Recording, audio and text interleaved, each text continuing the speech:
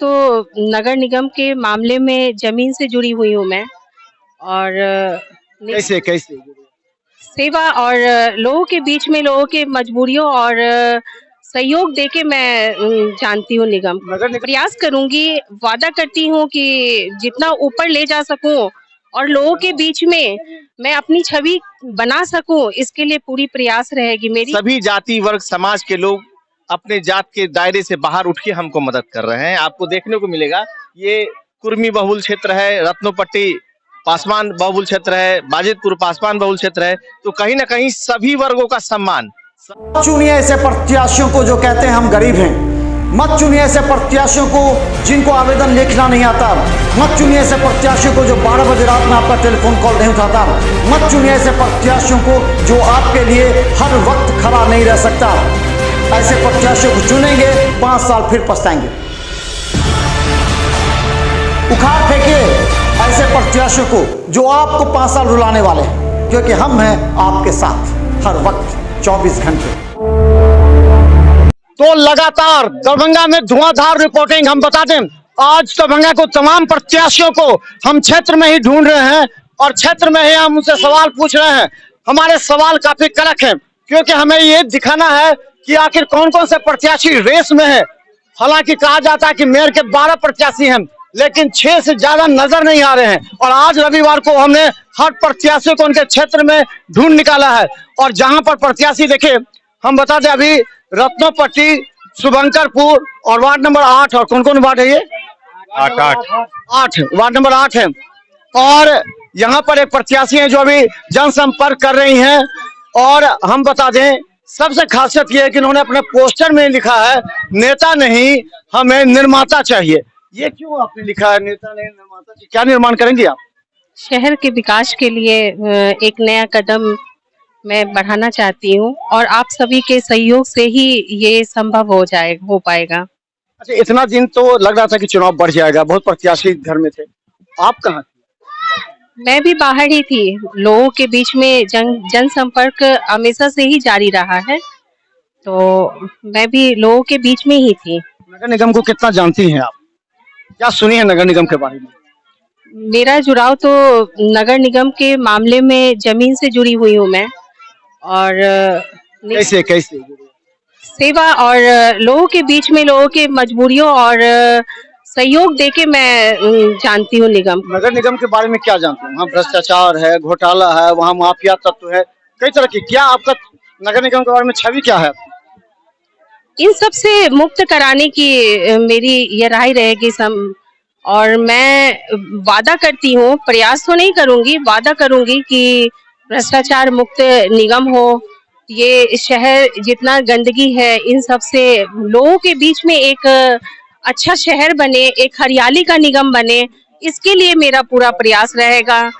बच्चों को एक शिक्षा मिले, इन सब के लिए प्रयास मेरी रहे। प्रयास पूरा शहर में है, कोई प्रत्याशी बोलने के लिए तैयार नहीं है क्योंकि अतिक्रमण से जाम, लोग परेशान हो जाते हैं, एम्बुलेंस तक फंस। अतिक्रमण पर क्या कंसेप्ट है आपका? व्यवस्थित किया जाएगा, इसको पूरी तरीके से हटाया जाएगा। नगर निगम में आपको भी टैक्स देना पड़ा होगा, क्या लगता है कि जो टैक्स दिया जाता है उतना सुविधा मिल रही थी? और टैक्स के खिलाफ क्यों नहीं बोले प्रत्याशी? प्रत्याशी तो हर एक टैक्स के लिए बोला, लेकिन उन्होंने सुना नहीं। जब निगम चलाने वाले सुनेंगे तभी तो प्रत्याशियों का हर एक परेशानियां, हाँ, अब परेशानियों को दूर किया जाएगा ना, तो वहां तक पहुंच ही नहीं पाते हैं कोई।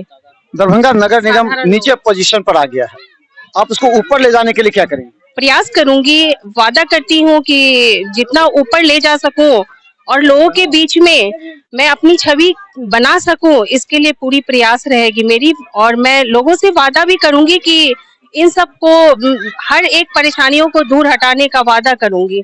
दबंगता से ही चलेगा नगर निगम, ये कहा जाता है।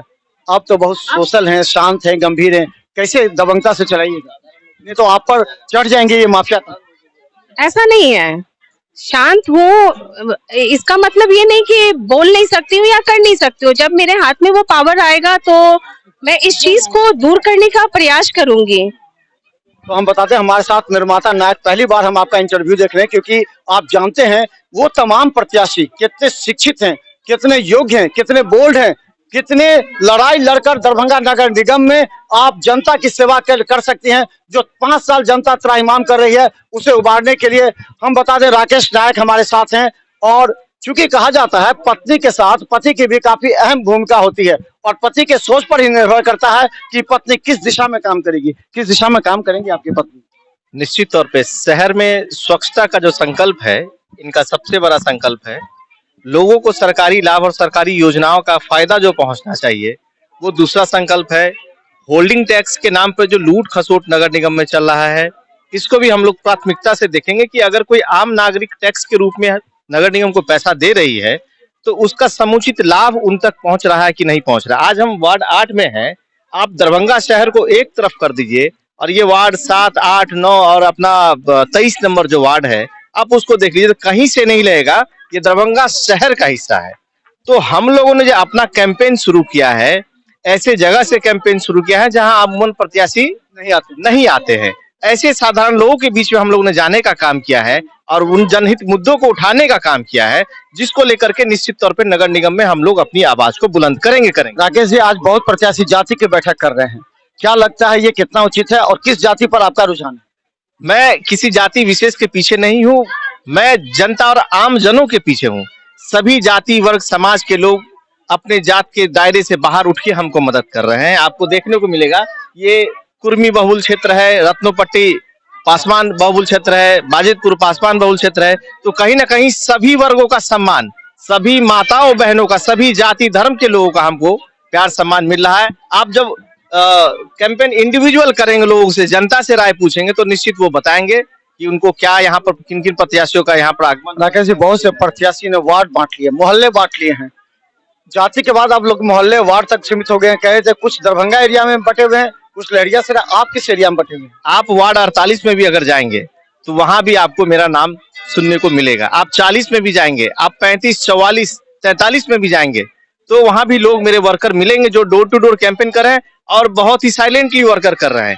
दिक्कत यहाँ ये हो रही कि प्रत्याशी देख रहे हैं कि आज अगर मैं यहाँ हूँ तो निश्चित तौर पे कल 4 प्रत्याशी इस गांव में आ जाएंगे। तो आपाधापी की है, हम लोग थोड़ा सा मतलब जो है ना अब शांति से लोगों के बीच में जा रहे हैं। इसका बहुत ज्यादा कोई जो है फोकसबाजी, मीडियाबाजी या उसका जो प्रचार जो है एक साधारण तौर पर जो है साइलेंट किलर के रूप में। बिल्कुल बिल्कुल। अच्छा, एक अंतिम सवाल, राष्ट्रीय जनता दल और भारतीय जनता पार्टी के भी 3-3 प्रत्याशी दिख रहे हैं, राष्ट्रीय जनता दल के भी 3-3 प्रत्याशी नजर आ रहे हैं, क्या लगता है कि इसका आपको लाभ होगा या नुकसान होगा? क्योंकि डब्बू खां भी मैदान में है राष्ट्रीय जनता दल के नाम पर। देखिए, आप वो किस नाम पे कर रहे हैं पता नहीं, लोग कह रहे हैं कुछ दबंगता के नाम पर। यहाँ बहुत सारी राजनीति हुई, लाशों की भी राजनीति हुई है नगर निगम में, सब लोग जान रहा है। कौन किस विभाग की दलाली करते हैं ये भी लोग जान रहा है।